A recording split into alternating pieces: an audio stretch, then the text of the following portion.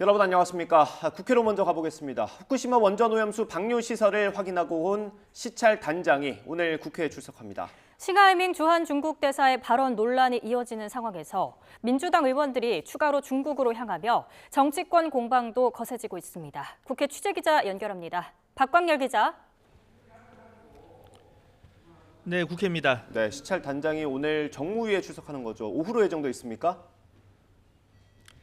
네, 그렇습니다. 이 후쿠시마 오염수 관련 우리 정부 시찰 단장을 맡았던 유국희 원자력 안전위원장이 국회 정무위 회의에 출석합니다. 이 민주당은 시찰단 사전 명단 공개와 외부 전문가 충원 등이 제대로 실행되지 않았다며 이 시찰단 추가 활동이 필요한지 회의에서 점검하겠다고 공방을 예고했는데요. 이와 함께 이 후쿠시마 특위 관련 국제 원자력 기구 보고서 발표 전 충분한 활동이 보장돼야 한다고 지적하고 있습니다. 반면 국민의힘 윤재욱 원내대표는 지금은 이 정치권이 국민 공포를 부추길 때가 아니라며 어업인의 생존권 위협은 이 오염수 때문이 아니라 이 민주당과 좌파 진영의 괴담 유포와 악의적 선동이 큰 원인이라고 비판했습니다. 이 민주당 소속 의원들이 내놓은 이 피해 어민 지원 특별법에 대해서도 이 국제 원자력 기구 검증이 진행 중인데도 유해성을 단정하는 이유를 묻지 않을 수 없다고 지적했습니다. 들어보시죠. 국민 안전과 어업인 피해는 허울 좋은 명분일 뿐이고 오로지 선거용 반일 이슈를 키울 생각만 하고 있는 것입니다. 네, 또 오늘 정무위에서는 전현희 국민권익위원장을 상대로 감사원의 최종 감사 결과 보고서 관련 질의도 예정돼 있습니다. 민주당은 보고서 공개와 관련해 국회 차원의 감사원 청문회까지 검토하고 있는데요. 회의에서는 어제 또다시 불거진 일부 상장사 종목의 동시 하한가 사태와 관련해서 이복현 금융감독원장에게 관련 질의도 나올 것으로 보입니다. 네, 싱하이밍 중국 대사의 발언으로 논란이 이어지고 있습니다. 민주당 의원들이 추가로 중국으로 출국했죠. 네, 그렇습니다. 이 말씀대로 싱하이밍 주한 중국 대사의 발언으로 이 중국과의 외교적인 긴장감이 높아진 상황 속 이 도종환, 박정 등 이 민주당 의원들이 오늘 오전 베이징으로 떠났습니다. 이 중국 전국 인민대표회의와 이 티베트 자치구 요청을 받아서 중국을 방문하는 건데요. 이 박정 의원은 출국 전 기자들과 만나서 두 달쯤 전 방중 요청을 받았다며 이 싱하이밍 대사의 발언은 대단히 부적절하다고 생각하지만 그 한마디에 이 모든 외교적인 교류를 끊어서는 안 된다고 강조했습니다. 이 문화교류 차원의 방중이지만 대한민국 국격을 훼손하는 발언이 중국 측에서 나온다면 단호하게 문제를 제기하겠다고도 덧붙였는데요. 들어보시죠. 오히려 그런 발언에 대한 문제점을 지적하고 양국의 우호적 발전 방향을 논의하는 자리가 더욱 필요하다는 생각입니다. 네, 하지만 국민의힘에서는 관련 비판이 이어졌습니다. 김기현 대표는 더불어민주당 의원들의 중국 방문은 뇌물성 외유이자 중국의 돈을 받고 나라를 팔아먹는 일이라고 거세게 비판했는데요. 김 대표는 오늘 최고위원회의에서 민주당 의원들의 중국 방문 비용을 중국 측이 된다는 언론 보도가 있다며 비용이 얼마이고 왜 중국이 부담하는지 민주당에 밝히라고 요구했습니다. 그러면서 이는 외교 참사를 넘어 형사처벌 대상이 될 수 있다고도 경고했습니다. 지금까지 국회에서 YTN 박광열입니다. 미중 갈등이 격화하는 가운데 토니 블링컨 미 국무장관이 사흘 뒤 중국을 방문합니다. 이른바 정찰풍선 사태로 일정을 연기한 지 꼭 넉 달 만입니다. 김원배 기자의 보도입니다. 미국 국무부는 토니 블링컨 장관이 오는 16일 워싱턴 DC를 출발해 21일까지 중국 베이징과 영국 런던을 각각 방문한다고 발표했습니다. 블링컨 장관은 오는 18일과 19일 이틀간 베이징에서 중국 고위 관리들과 만날 예정입니다. 블링컨 장관의 중국 방문은 취임 후 처음입니다. 미국 국무장관의 중국 방문은 트럼프 행정부 때인 2018년 10월 마이크 폼페이오 당시 국무장관 이후 약 4년 8개월 만입니다. 블링컨 장관은 지난해 11월 열린 미중 정상회담의 후속 조치를 논의하기 위해 지난 2월 베이징을 방문할 예정이었으나 정찰풍선 사태가 벌어지면서 방중 계획을 출발 당일 취소했습니다. 미 국무부는 블링컨 장관이 미중 관계를 책임 있게 관리하기 위해 양국 간 열린 소통 채널을 유지하는 것의 중요성에 대해 논의할 예정이라고 밝혔습니다. 블링컨 장관은 중국 측과 미중 관계는 물론 북한의 군사정찰 위성 발사와 핵미사일 프로그램 등 한반도 문제도 논의할 것으로 보입니다. 국무부 당국자들은 브리핑을 통해 이번 방중 목적이 미중 경쟁이 충돌로 치닫지 않도록 소통 채널을 구축하는 것이지만 여러 현안에서 큰 진전을 기대하지는 않는다고 밝혔습니다. 데니엘 클린턴 브링크 국무부 동아태 차관보는 전화 브리핑에서 많은 결과물을 기대할 방문은 아니라며 미중이 서로를 대하는 방식을 바꾸거나 어떤 돌파구를 마련하려는 의도로 중국에 가는 것이 아니라고 말했습니다. But with respect to the Assistant Secretary's comments, we go into this trip very clear-eyed that we have a number of differences with the government in China, that we have differences on a wide range of issues, and we're going to be clear and candid about those issues. It doesn't mean we will have any breakthroughs on them on this trip. 커트 캠벨 백악관 국가안보회의 인도 태평양 조정관도 경쟁이 계속되면서 중국은 타이완 해협에서 쿠바에 이르기까지 도발적인 행동을 할 것이라며 치열한 경쟁에는 치열한 외교가 필요하다고 말했습니다. 그러면서 미국은 그동안 동맹의 힘을 키우는 데 집중했다며 지금이 정확히 치열한 외교를 할 시간이라고 강조했습니다. YTN 김원배입니다. 한미일 안보회의가 오늘 일본 도쿄에서 있습니다. 회의에는 조태용 대통령실 국가안보실장과 제이크 설리번 미국 국가안보보좌관, 아키바 다키오 일본 국가안전보장국장이 참석합니다. 조태용 실장은 앞으로도 계속 북한의 도발이 예상되고 국제 정세도 매우 복잡하게 움직이고 있다며 그 어느 때보다 한미일 3자 간 협의와 긴밀한 공조가 중요하다고 강조했습니다. 지난 2009년 정리해고에 맞서 장기 파업을 벌인 쌍용자동차 노동자들을 지원한 금속노조에 33억 원을 배상하게 한 건 과도하다는 대법원 판단이 나왔습니다. 대법원은 쌍용자동차가 전국금속노동조합을 상대로 낸 손해배상 청구 소송에서 금속노조가 회사에 33억 원과 지연손해금을 지급하라고 판결한 원심을 깨고 사건을 서울고등법원에 돌려보냈습니다. 대법원은 우선 이 사건 파업이 그 정당성의 한계를 벗어났으므로 금속노조가 쌍용차 손해를 배상할 책임이 있다고 본 원심의 판단엔 잘못이 없다고 밝혔습니다. 다만 쌍용자동차가 2009년 12월 파업 복귀자들에게 지급한 18억 8천만 원이 파업과 상당한 인과관계가 있는 손해로 보기는 어렵다며 이 금액을 배상금 산정에서 제외하라고 판시했습니다. 내년부터 조합원 1,000명 이상의 대형 노조는 정부 시스템의 회계를 공시해야 조합비 세액 공제를 받을 수 있게 됩니다. 고용노동부는 노조 회계 규정의 실효성을 높이고 노조 회계 관리 책임 강화를 목표로 이 같은 내용의 노동조합법 시행령과 소득세법 시행령 개정안을 40일간 입법 예고했다고 밝혔습니다. 개정안은 우선 조합원 1,000명 이상 대형 노조와 산하 조직의 경우 각 회계연도 종료 뒤 2개월 안에 전체 조합원이 쉽게 알 수 있는 방법으로 결산 결과를 공표하겠습니다. 또 매년 4월 30일까지 노동부가 운영하는 공시 시스템에 결산 결과를 공시해야만 세액 공제 혜택을 받을 수 있게 명시했습니다. 회계감사원은 자격 조건을 신설해 재무나 회계 관련 업무 종사 경력이나 전문 지식, 경험이 풍부한 사람만 맡도록 하고 조합원의 3분의 1 이상이 요구하면 회계사나 회계법인이 회계를 감사할 수 있도록 바뀝니다.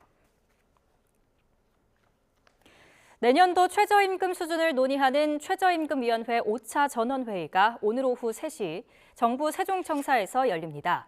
최저임금위원회는 오늘 사업 종류별 적용에 관한 기초통계 연구 보고서 내용을 토대로 최저임금 차등 적용 논의를 이어갈 예정입니다. 사용자위원 측은 자영업자들이 최저임금보다 못한 수익을 가져가고 있다며 차등 적용을 주장하지만 근로자위원 측은 최저임금 본래 취지에 어긋난다며 맞서고 있습니다. 도심 불법 집회 혐의로 수사받는 민주노총 산하 건설노조 간부들이 오는 22일 경찰 조사를 받을 거로 보입니다. 서울 남대문경찰서는 오늘 장옥시 건설노조 위원장과 조직쟁이 실장에게 오는 22일까지 출석하라는 5차 출석 요구서를 발송했습니다. 미국이 15개월 동안 이어진 기준금리 인상을 멈췄습니다. 하지만 연준은 중단이 아니라 일시 정지라면서 하반기에는 다시 인상할 수 있다고 예고했습니다. 워싱턴에서 권준기 특파원의 보도입니다. 연준은 금리 동결이 금리 인상을 중단하겠다는 뜻이 아니라는 점을 강조했습니다. 10번 연속 가파른 금리 인상의 효과를 지켜볼 시간이 필요해 긴축 정책을 일시정지한다는 겁니다. But at this meeting, considering how far and how fast we've moved, we judged it prudent to hold the target range steady to allow the committee to assess additional information and its implications for monetary policy. 연준의 금리 발표보다 더 큰 관심을 끈 건 향후 금리 정책이었습니다. 연준은 3개월마다 발표하는 점도표를 통해 금리 상단을 5.75%까지 올리는 게 적절하다는 의견을 내놨습니다. 현행 금리 상단인 5.25%보다 0.5%포인트 더 높은 수치입니다. 이에 따라 올해 4번 남은 연준 회의에서 2차례 0.25%포인트씩 금리 인상을 단행할 수 있다는 관측이 나왔습니다. The main issue that we're focused on now is determining the extent of additional policy firming that may be appropriate to return inflation to 2% over time. 최근 소비자 물가와 도매 물가가 2년여 만에 최소폭으로 상승했지만 파월 의장은 물가 안정세가 충분치 않다고 진단했습니다. 특히 변동성이 큰 에너지와 식품 등을 뺀 근원 물가가 여전히 높다는 데 주목하며 연준의 인플레이션 목표치인 2%까지 갈 길이 멀다는 점을 강조했습니다. 뉴욕 증시는 올해 추가 금리 인상 전망에 실망감을 나타내며 혼조세로 마감했습니다. 파월 연준 의장은 올해 안에 금리 인하를 예상하는 위원은 아무도 없다며 연내 정책 전환을 바라는 시장 기대에 찬물을 끼얹었습니다. 워싱턴에서 YTN 권윤기입니다. 우리 주식시장은 상승 출발했다가 지금은 하락세를 보이고 있습니다. 한국은행은 앞으로 변동성이 더 커질 가능성을 경계했습니다. 취재기자 연결합니다. 김지성 기자. 네, 경제부입니다. 네, 일단 우리 금융시장 움직임부터 전해주시죠. 네, 상승 출발했던 코스피가 장중 밑으로 방향을 틀었습니다. 코스피는 어제보다 0.39% 오른 2629.24에 개장했는데요. 하지만 지금은 2600선에서 움직이고 있습니다. 코스닥 지수는 0.66% 오른 877.62에 개장했는데 지금은 873선으로 보합세를 보이고 있습니다. 하락 출발했던 원달러 환율도 장중 방향을 바꿔 오름세를 보이고 있습니다. 4.3원 내린 1274.2원에 개장했지만 지금은 어제보다 6, 7원 정도 오른 1280원 중반에서 거래되고 있습니다. 미국의 금리 인상이 멈추면서 우리 주식시장은 상승 출발했습니다. 하지만 예상했던 동결인데다 매파적인 동결로 해석되면서 시장이 경계감을 드러낸 거로 해석됩니다. 정부도 오늘 추경호 경제부총리 주재로 비상거시경제금융회의를 열었는데요. 미국의 이번 결정이 우리 정부의 예상 범위에 부합한다고 평가하면서도 향후 통화정책 경로에 대한 불확실성이 있는 만큼 높은 경계심을 갖고 금융시장을 면밀히 모니터링하겠다고 덧붙였습니다. 네, 미국이 금리를 일단 동결하면서 우리나라와 금리 차이는 그대로 유지가 됐는데 한국은행이 다음에 기준금리 결정할 때는 어떤 영향을 미치겠습니까? 네, 미국의 기준금리 동결로 한미 금리차 1.75%포인트 수준으로 유지가 됐습니다. 다음 달 한국은행 금융통화위원회도 일단은 부담을 덜었습니다. 하지만 미국이 앞으로 2차례 더 추가 인상을 시사한 건 우려스러운 대목입니다. 우리가 추가 인상을 하지 않을 경우 연말에는 한미 금리 역전폭이 2.25%포인트까지도 벌어질 수 있다는 의미이기 때문입니다.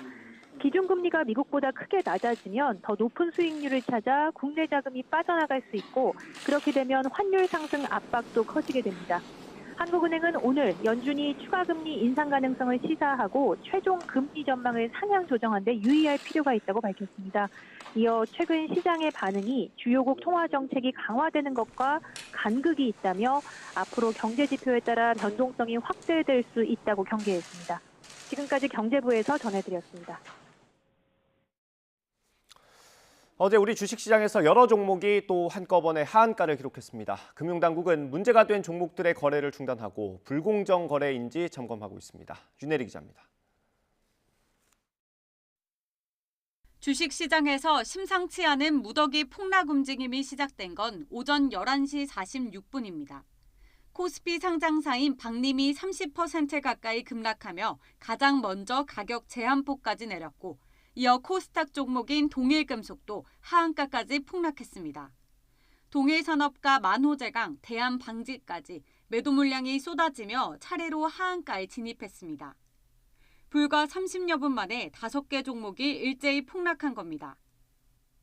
원인은 아직 밝혀지지 않았지만 문제가 된 종목들이 한 네이버 주식 카페 운영자가 추천한 종목들과 일치한다는 의혹이 제기됐습니다.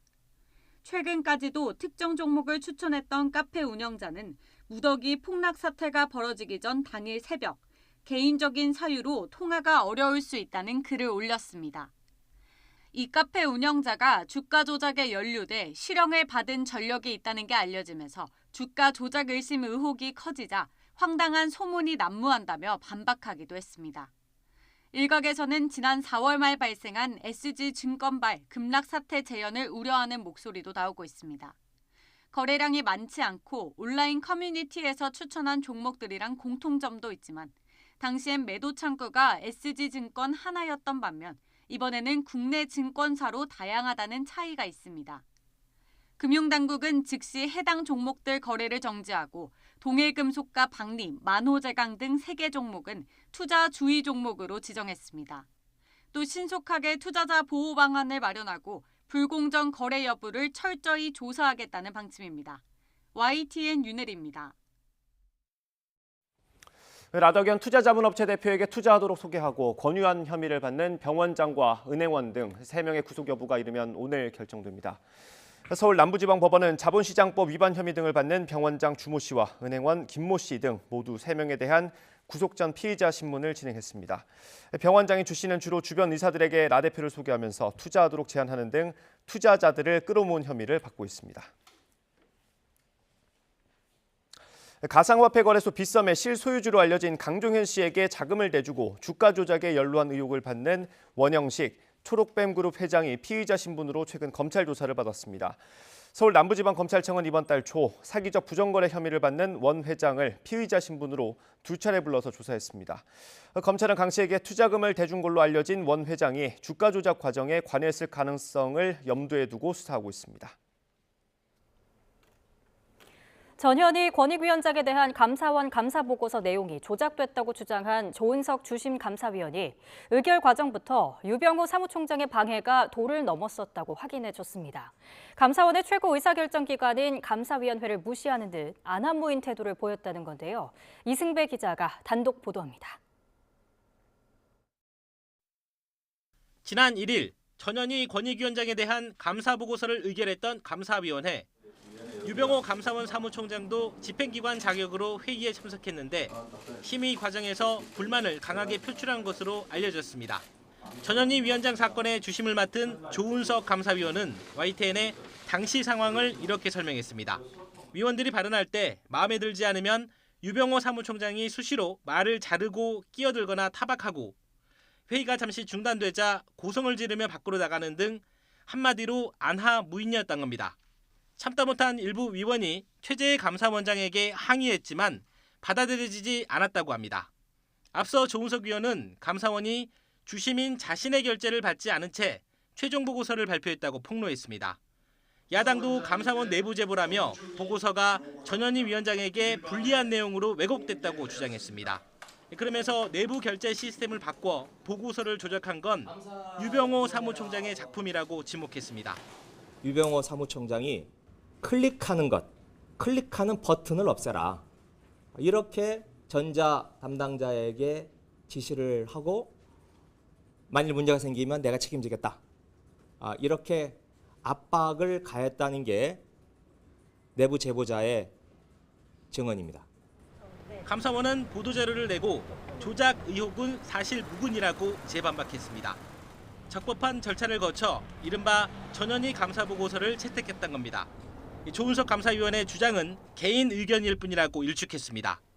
하지만 감사위원회 의결 당시 유병호 사무총장의 행동에 대해선 자세한 내용은 확인해 줄 수 없다고 밝혔습니다. YTN 이승배입니다. 낯선 캄보디아 한 연못가에서 숨진 채 발견된 유명 BJ 사망 사건. 시신 발견 나흘 만에 용의자로 붙잡힌 중국인 의사 부부는 치료받다 숨졌다는 단순 의료사고라고 진술했는데요. 수사 당국의 결론은 달랐습니다. 화면으로 함께 보겠습니다. 고문을 동반한 살인, 이들을 기소한 현지 검찰이 적용한 혐의입니다. 그 근거에 대해서 알려진 바는 없지만 각종 매체를 통해 나온 정황을 통해 의혹은 증폭되고 있습니다. 한 전문가는 시신에서 구타 흔적이 발견됐다는 보도를 주목했습니다. 용의자 부부는 피해자의 혈청 주사를 놨다고 진술했는데 그를 통해 발생할 수 있는 부작용은 고작 얼굴이 붓는 정도라는 겁니다.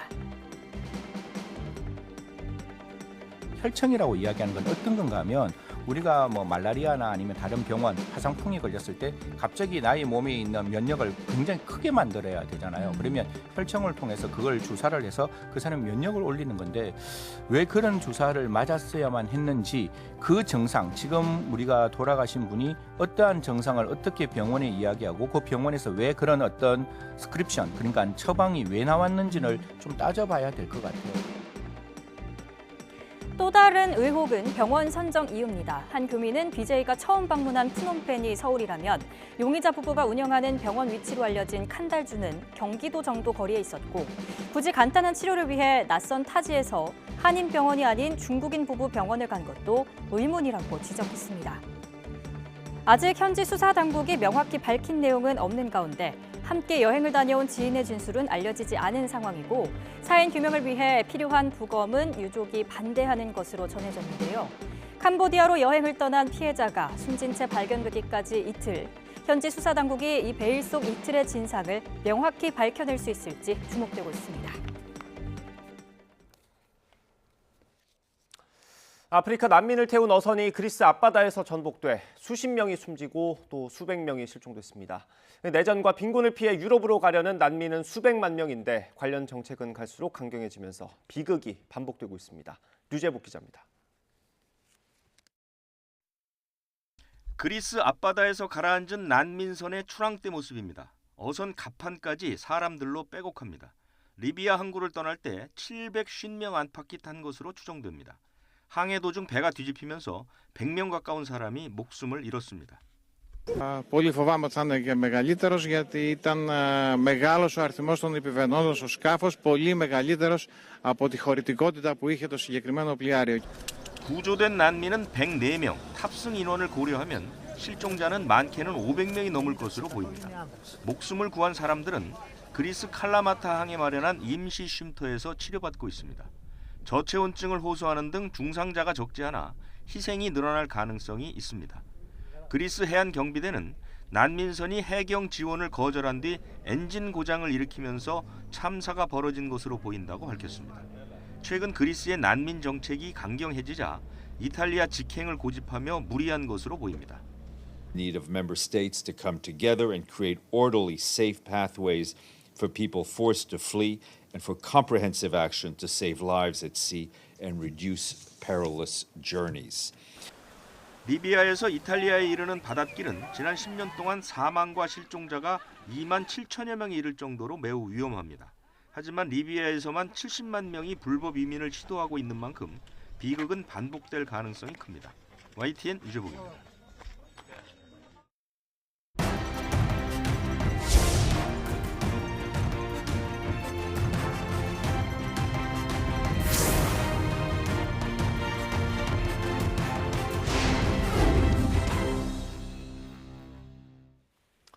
네, 정치권의 이슈 짚어보겠습니다. 국민의힘 홍석준 의원, 민주당 김한규 의원 나오셨습니다. 안녕하십니까? 안녕하십니까?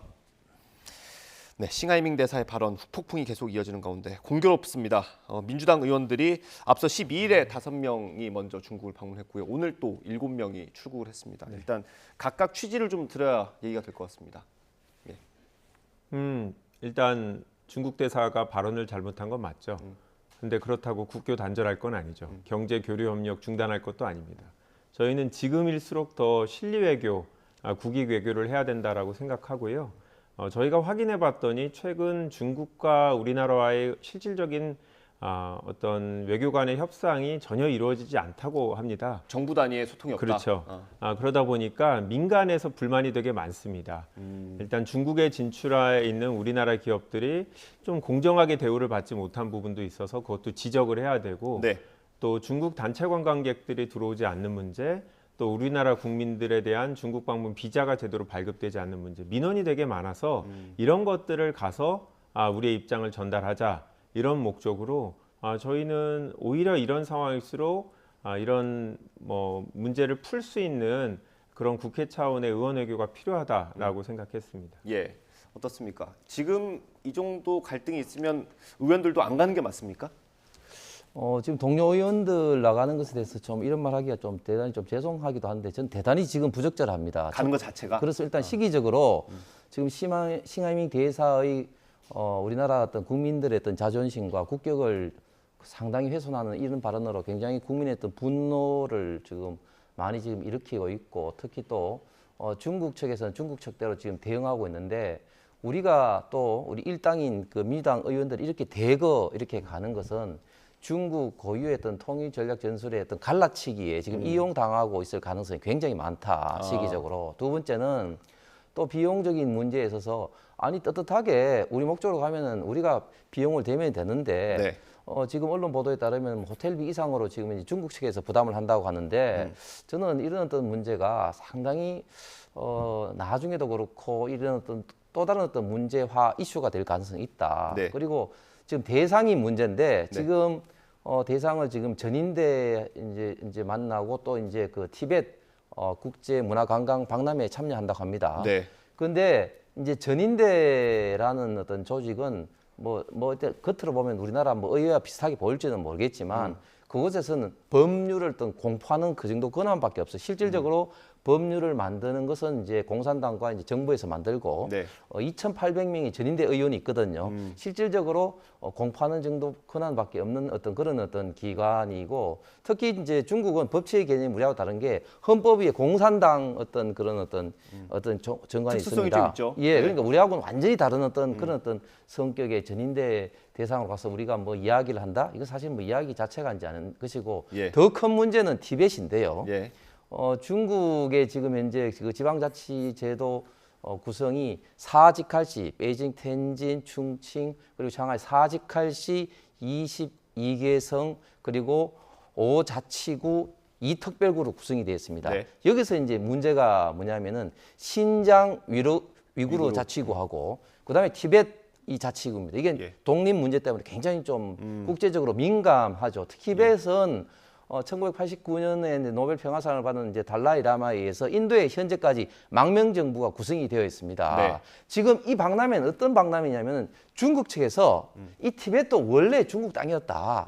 이 티벳은 별도의 어떤 과거 어떤 토본과 같은 그런 어떤 독립국가 아니고 원래 중국 땅이다. 이런 어떤 선전장으로 활용하고 있는 것이 티벳 이 문화관광 국제 박람회입니다. 박람회의 성격이 그렇다. 그렇습니다. 이게 저는 민주당 의원들이 국제적 감각이 없는지 아니면 이런 걸 무시하고 뭐 가는지는 모르겠는데 이런 어떤 사실을 좀 알고 우리가 가야 됩니다. 예. 이런 것도 잘못하면은 민주당 의원들이 지금 중국 정부에 지금 이용당할 가능성이 저는 굉장히 많은 것이다 생각합니다. 예, 그 비용 문제는 저희가 잠시 뒤에 조금만 더 다뤄보도록 하고요. 일단 갈라치기에 이용되고 있다 이렇게 말씀하십니다.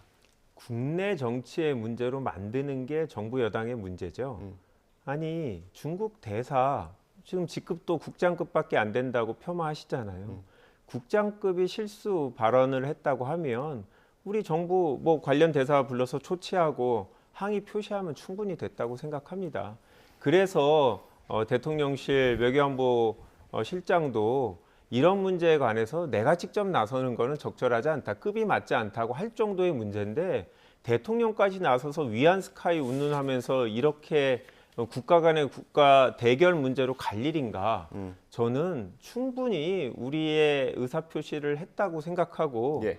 이 정도면 정리를 하고 실리 외교를 해야지 지금 무슨 옛날 냉전 시대처럼 가치 외교를 갖고 중국하고는 뭔가 대척을 지어야 되는 것처럼 하는데요. 결국은 저희 민주당이 뭔가 친중국적이지 않냐 네. 이런 식의 프레임을 갖고 가려고 하는 것 같아요. 오늘도 대변인이 그런 논평을 냈는데 네. 자꾸 외교 문제, 더 중요한 국익의 문제를 자꾸 이제 민주당을 공격하는 데 쓰기 위해서 확대 재생산해내면 결국 피해보는 거는 아까 제가 말씀드린 우리 민간 경제입니다. 예, 알겠습니다. 이런 주장인 것 같습니다. 민주당 같은 경우는.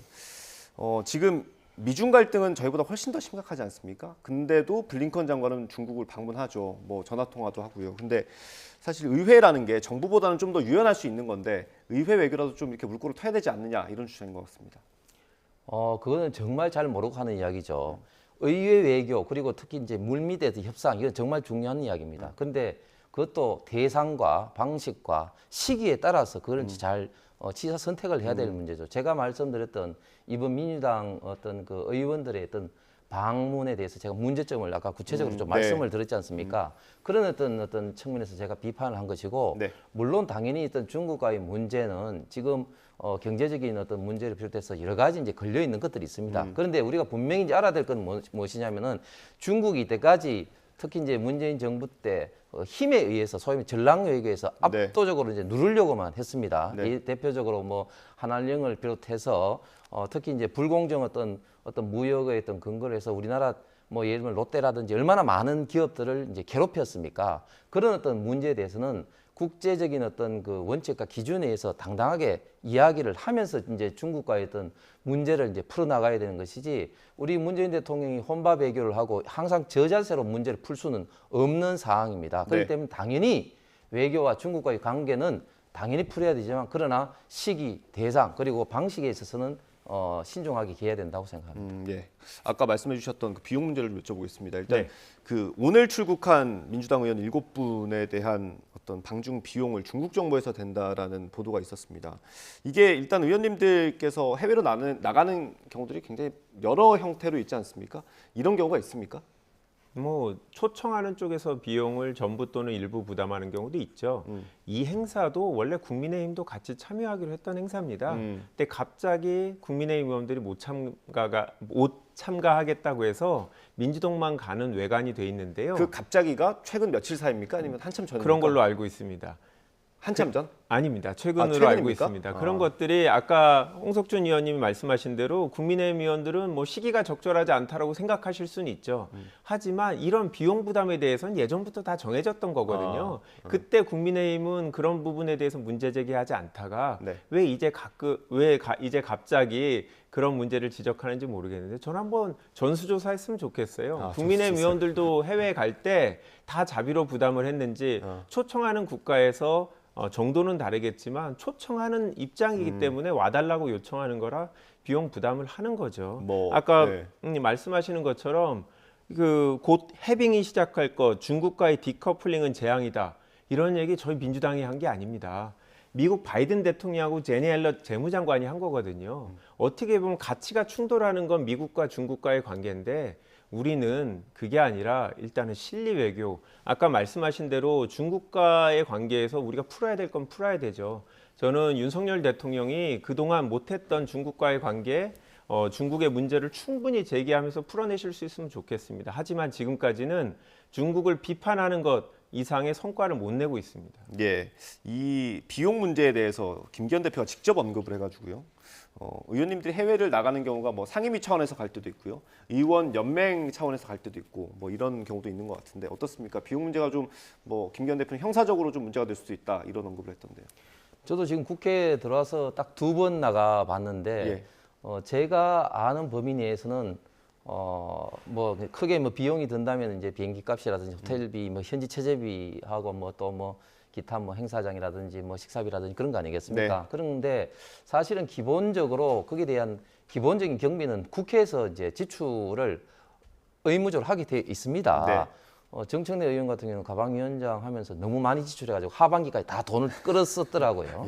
그런데 지금 중국 정부에서 이번 이제 그 방중하고 있는 민주당 의원들에게 얼마만큼 어느 부분에 대해서 돈을 지출한 것인지는 정확하게는 모르겠으나 호텔비와 기타 이상을 지원했다는 것은 이거는 분명히 과다하게 이제 지출을 이제 한 것이고, 반대로 이제 의원들이 과다하게 이제 받은 것인데, 특히 지금 이런 어떤 민감한 시기에 이런 게 이제 발생했다는 것이 사실은 더 문제인 거죠. 그렇기 때문에 저는 이런 어떤 방식으로 방중을 한다는 게 굉장히 이제 부적절하다는 겁니다.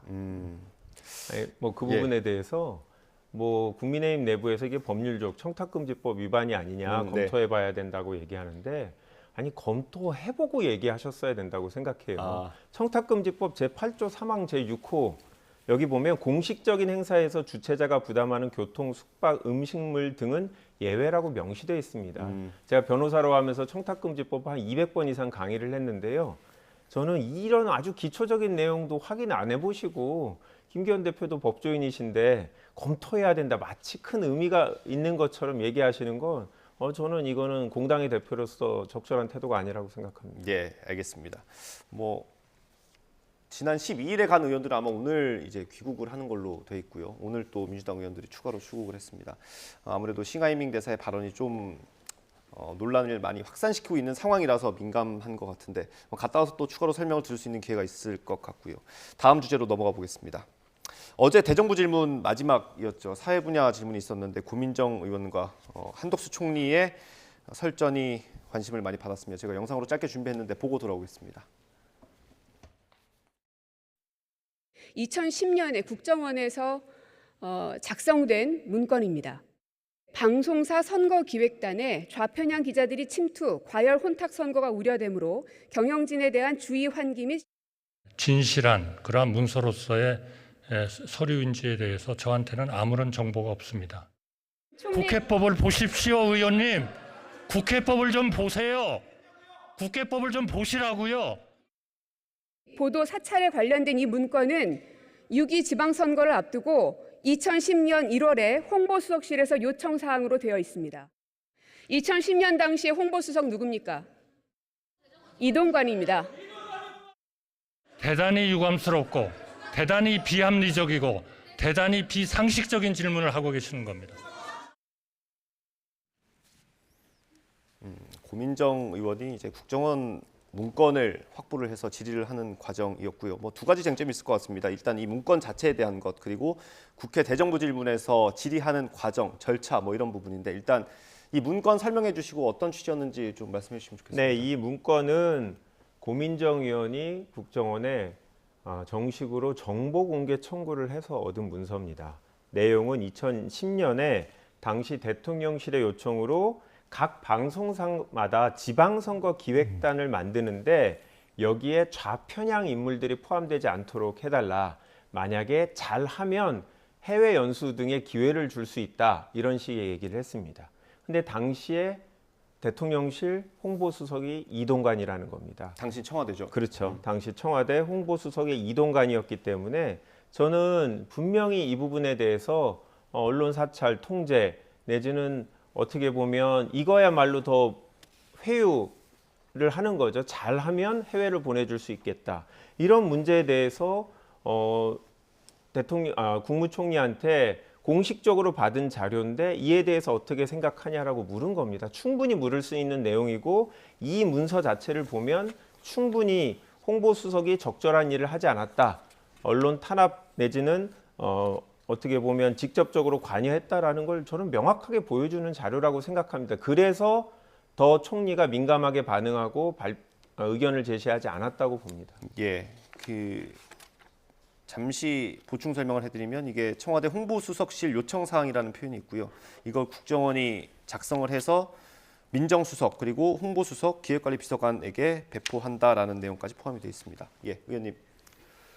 일단 지금 이 자료에 대해서 저는 조금 신뢰성에 대해서 한번 좀 이야기를 해볼게요. 일단은 해당 당사자인 지금 이동관 특보는 이런 어떤 자료를 요구하지도 보고받지도 못했다고 계속 몇 년 전부터 이제 언론상에 그걸 이제 밝혀왔습니다. 일단 그걸 좀 말씀드리고 네. 어제 상황에 저는 이제 국회의원이 국무총리의 이제 대정부 질문을 하는데 결국 이제 저 문건을 이제 이야기한 것은 지금 내정되지도 않은 이동관 특보가 이제 방통위원장으로서 뭐 되느냐 이런 어떤 비판적인 어떤 질의를 하기 위해서 이제 한 건데 사실은 지금 저 문건 자체에 대해서 지금 총리가 내용을 전혀 모르는데 뭐 한 문장을 가지고 이건 어떻게 생각하느냐, 뭐 건전보도 이건 뭐냐, 어떻게 생각하느냐 이렇게 질의를 하는 것 자체가 저는 굉장히 부적절하고 대정부 질문에 있던 기본적인 취지에도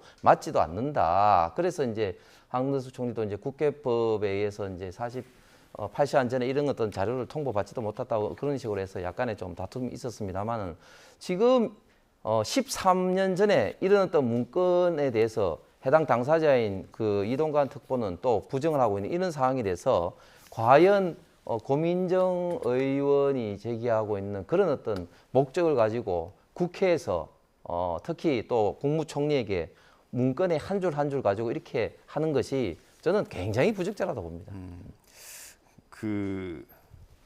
일단 그 부분에 대해서 반론 듣겠습니다. 예. 아니 문서에 대해서 한 줄 한 줄 물어보는 게 왜 부적절합니까?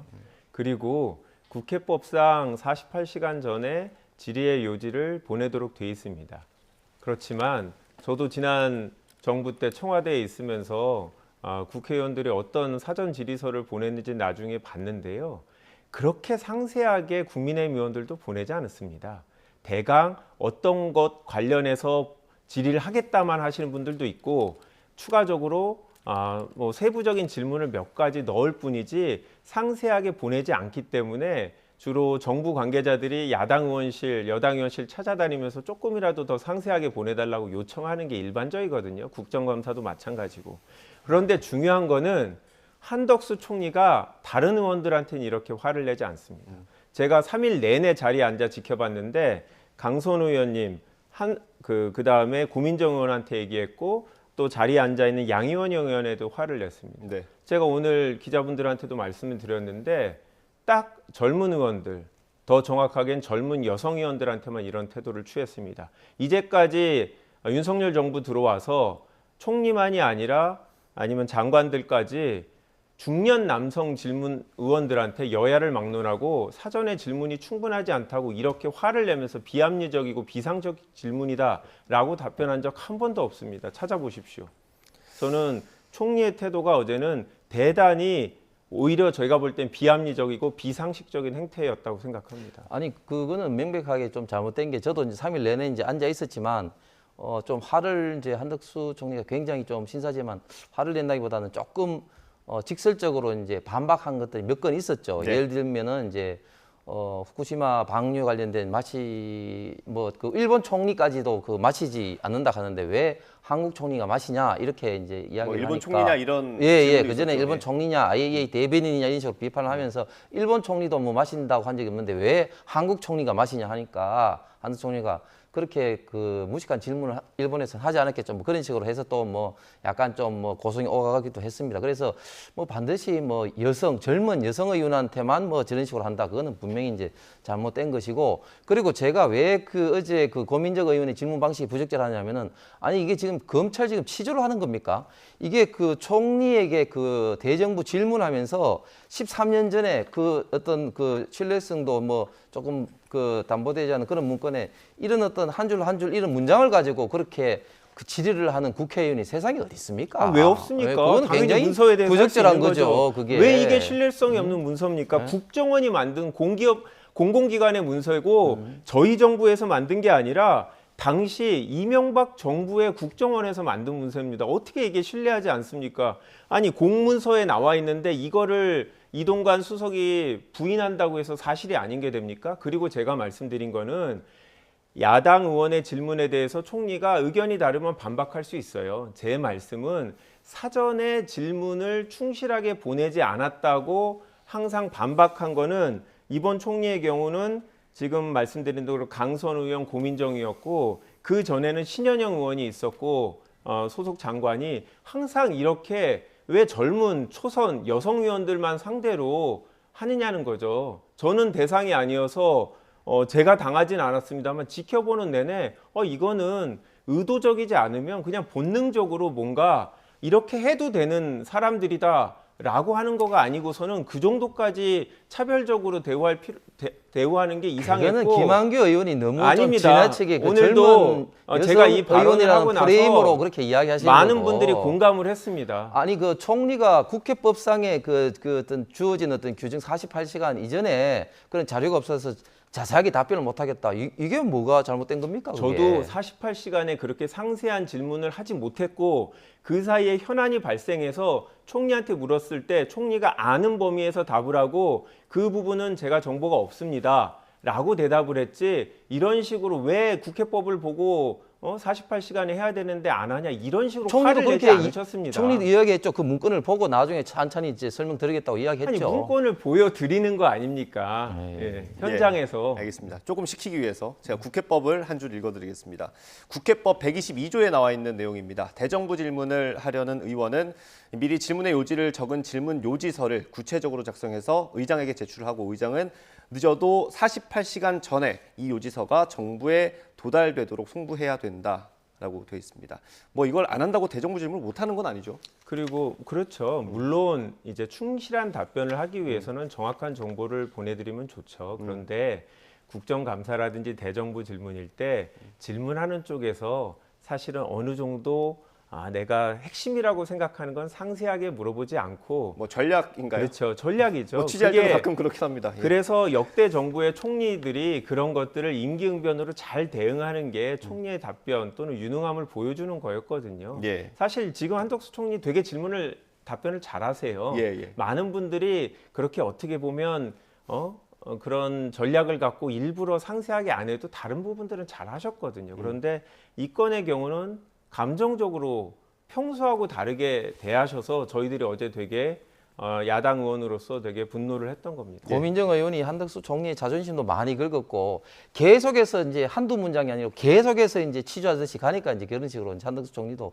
이야기를 하신 거죠. 예, 뭐 아마 어제 질의하는 그 순서가 제 기억으로는 군사 정권 당시의 보도 지침을 이제 당시 기자 출신이던 문체부 장관인가요? 그렇습니다. 문체부 장관을 예. 모셔가지고 물어보고 이게 잘 됐냐 잘못됐냐 물어보고 그 다음에 이제 이 문건을 보여주면서 총리에게 이런 여기에 나와 있는 어떤 단어들, 문구들 이런 것들의 적절성을 물었는데 총리는 일단 말씀하신 것처럼 이 문건의 진실성 이게 뭐 제대로 된 문서인지 믿을 수가 없다라는 답변을 처음에 했고 그 다음에는 이제 국회법의 근거를 들어서 1, 2주 뒤에 자세하게 질문을 하겠다 이렇게 하고 질의는 마무리가 됐습니다. 뭐 2주 후는 늦습니다. 예. 그동안 이동관 방통위원장이 추천될 가능성이 있기 때문에 네. 저는 총리가 아직 내정되지 않은 부분에 대해서는 얘기를 하지 않겠다라고 하셨는데 절대 그런 사실이 없다고는 얘기 안 하시는 거 보면 가능성이 있어 보이는데요. 네. 저는 이동관 지키기에 어제는 일환이었다고 생각합니다. 예. 의원님께서도 이 문건 자체가 좀 신빙성이 떨어질 수도 있다라고 보시는 겁니다. 일단은 13년 전에 이제 문건이고 또 이동관 수석 본인이 그렇게 의뢰하지도 않았고 이제 보고받지도 않았다고. 제가 여쭤보는 건 이겁니다. 이 문건 자체가 국정원에서 나온 거냐 아니냐 이거에 대해서는 이론이 없는 건가요, 그러면? 일단은 그거부터 일단은 뭐 제가 그 문건을 확인하지 못했으니까요. 뭐 못하겠는데 일단은 그렇죠. 일단은 13년 전에 문건을 가지고 현재 총리한테 끈끈이 이제 그걸 한 줄 한 줄 그걸 이야기하는 그게 상식적이진 않죠. 알겠습니다. 어제 이런 질의가 있었고요. 뭐 그 국회 그 본회의장 밖에 있는 의원님들도 많이 참전을 했던 걸로 기억합니다. 이게 좀 대정부 질문 있을 때마다 이렇게 좀 남아달라고 부탁을 하는 모양입니다. 많이 남아 계셨던데. 네, 그래서 어제 제가 소리를 안 질렀더니 선배 의원이 아니 원내 대변인의 역할은 같이 소리를 지르는 거야라고 하시더라고요. 근데 저는 좀 그게 잘못된 관행일 수는 있다고 생각하는데요. 총리의 태도에 대해서 또는 질문자의 태도에 대해서 소위 플로어에 앉아 있는 의원들이 같이 고성을 지르는데 좀 솔직히 그 부분은 서로 협상을 해서 점차 줄여나갔으면 좋겠습니다. 그러니까요. 저도 뭐 대정부 질문 여러 번 봤는데 이 총리가 거기 앉아 있는 의원한테 답변하는 거는 거의 못 봤던 것 같기는 합니다. 좀 재미있는 장면이었던 것 같고요. 오늘 마지막 주제 짧게 다뤄보겠습니다. 후쿠시마 원전 오염수 관련해서 정부에서 오늘부터 1일 브리핑을 시작을 했더라고요. 이게 아무래도 불안감이 계속 높아지니까 이걸 좀 불안감을 해소하는 차원인 것 같은데 제가 내용을 다 보지는 못했고요. 일단 취지 자체는 뭐 괜찮은 것 같은데 어떻습니까?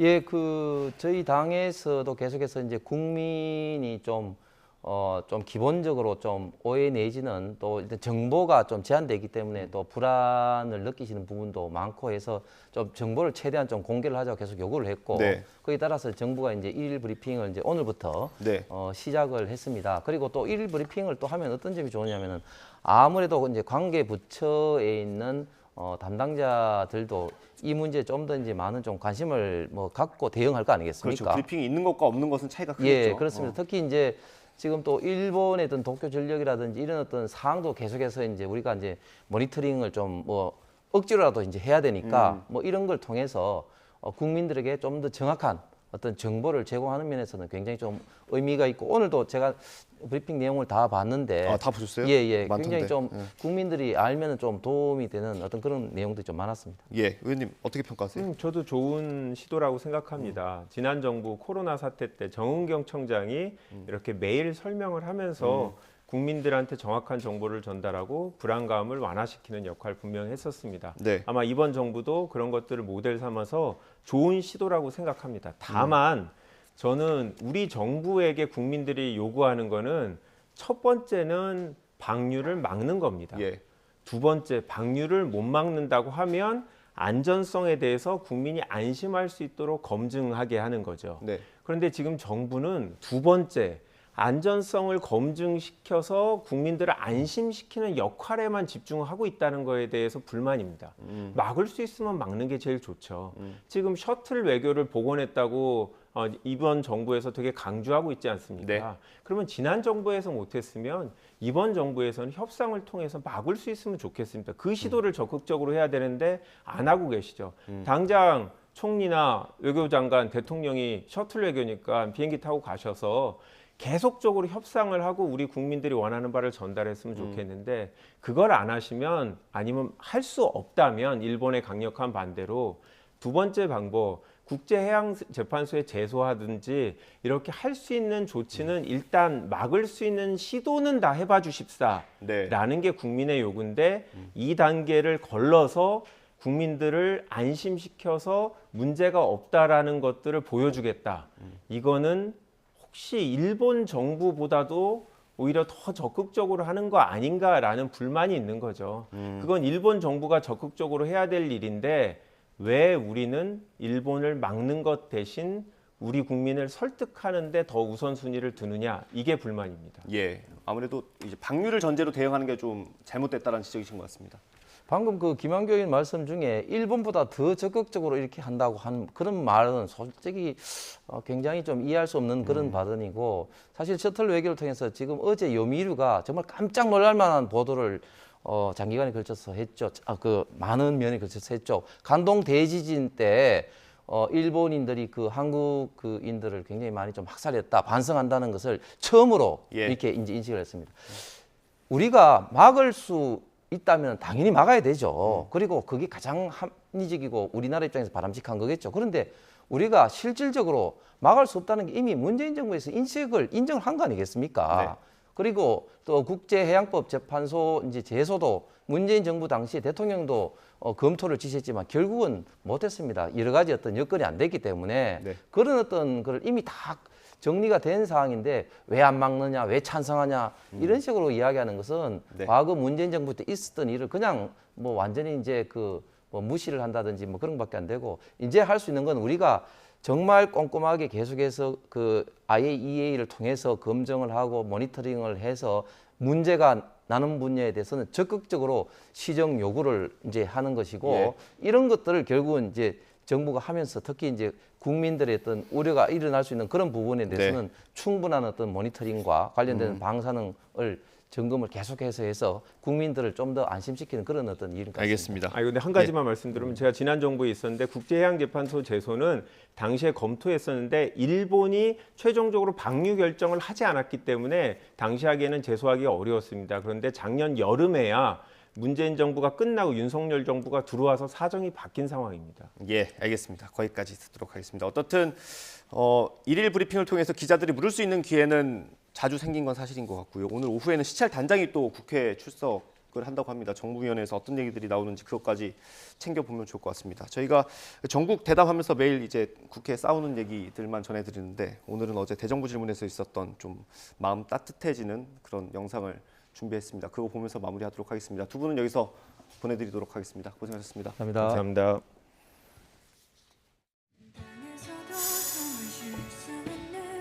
저는 장애인 당사자이자 사회적 약자를 대변하는 비례대표 의원으로서 대정부 질문을 하고자 합니다. 법무부 장관님 발언대로 나와 주실 수 있을까요? 의원님, 한동훈 법무부 장관 나와 있습니다. 우리나라에 장애인 학대 사건이 얼마나 많은지, 예산 확대가 절실하다는 것. 코이라는 물고기가 있습니다. 작은 어항 속에서는 10cm를 넘지 않지만 강물에서는 1m가 넘게 자라나는 그런 고기입니다. 정부가 더욱 적극적으로 강물이 되어주시기를 기대하면서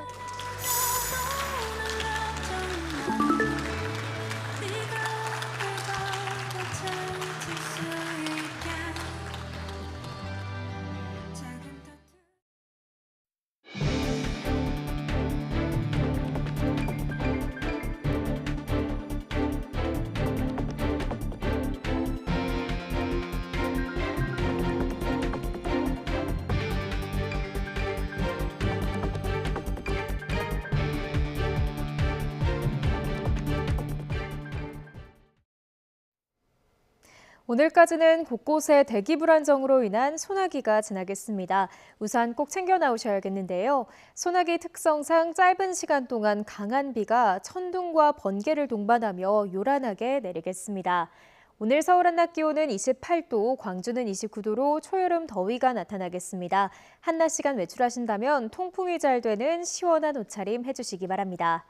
예상되는 소나기의 양은 서울 등 내륙 곳곳에 5에서 많게는 60mm가 되겠고요.